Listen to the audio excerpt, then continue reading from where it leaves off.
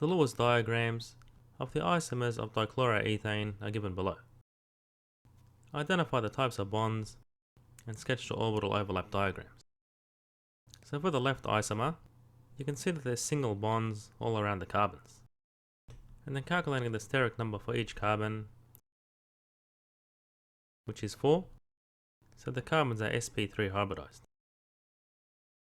So around the left carbon, we draw the sp3 hybrid orbitals,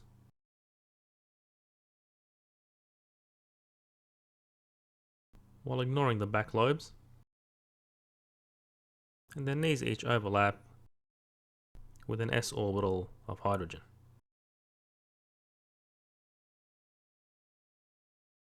And on the right hand side we have head-on overlap with the other sp3 hybridized orbital of the other carbon,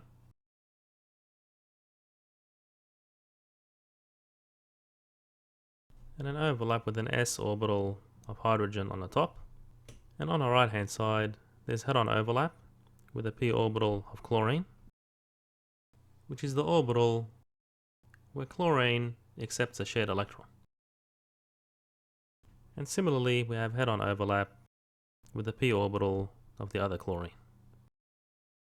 And I'll leave it for you to do the same for the other isomer.